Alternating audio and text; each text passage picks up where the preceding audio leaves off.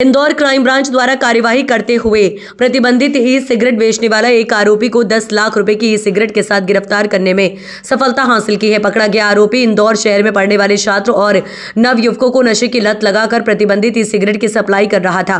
दरअसल Indore crime branch को मुखबरी से सूचना मिली थी कि इंदौर की महारानी रोड पर कॉस्मेटिक मार्केट में एक व्यक्ति जो अपने गोडाउन से प्रतिबंधित ई सिगरेट खरीदने बेचने का व्यापार कर रहा था। मुखबरी की सूचना पर कार्यवाही करते हुए ब्यूटी विला नाम शॉप पर दबिश देकर आरोपी उमेश नानिक शाही को हिरासत में लेकर पूछताछ की गई तो आरोपी ने बताया कि सिगरेट भोपाल के पंकज नाम के व्यक्ति से लाना कबूल किया। वहीं आरोपी उमेश के कब्जे से पुलिस ने 304 ई सिगरेट हुक्का फ्लेवर, 560 हुक्का, 30 नग charcoal, 20 box, 12 kilo liquid flavour, कुल कीमत 10 लाख रुपए जब्त किए, जिसकी कीमत 10 लाख रुपए बताई जा रही है। वहीं आरोपी उमेश द्वारा ऑनलाइन रैपिडो के माध्यम से छात्र और नौजवानों को सिगरेट की सप्लाई कर रहा था। बहरहाल पुलिस ने prohibition of e cigarette act 2019 के तहत मामला दर्ज कर आरोपी से पूछताछ शुरू कर दूसरे आरोपी पंकज की तलाश शुरू कर दी है।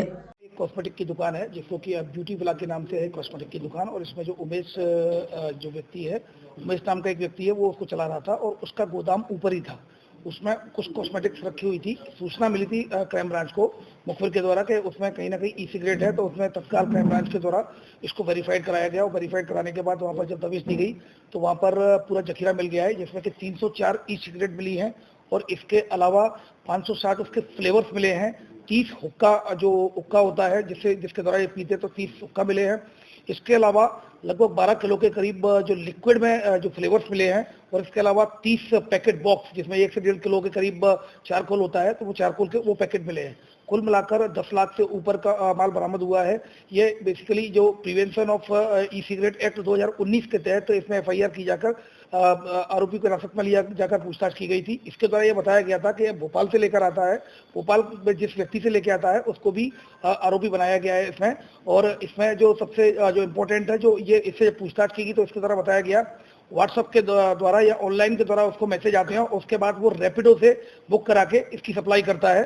फिलहाल और पूछताछ की जा रही है। पूछताछ के आधार पर वैधानिक कार्रवाई रैपिडो के आधार पर और ये किन किन कस्टमरों को बेचता था उन पर भी कार्रवाई क्राइम ब्रांच के द्वारा की जाएगी। रैपिडो वाले को भी आरोपी बनाया? रैपिडो वाले को भी अभी, चूंकि रैपिडो का भी कॉन्टैक्ट नंबर नहीं मिला है, जैसे वो मिलेगा तो अगर उसकी नॉलेज में होगा, चूंकि ये पैकेट बना के उसको बेचते थे रैपिडो के द्वारा, चूंकि पैकेट अंदर वो रैपिडो चालक को पता नहीं होता है सामान्यतः कि उसके अंदर क्या है, पार्सल के रूप में वो सप्लाई करते हैं। लेकिन अगर इस तरह किया जाएगा तो उसको भी आरोपी बनाया। कौन-कौन आरोपी, क्या नाम है? अभी फिलहाल उमेश नानिक शाही एक आरोपी बनाया गया है, और इसके अलावा जो भोपाल से लेकर आता है उसको भी आरोपी बनाया गया। कौन नाम?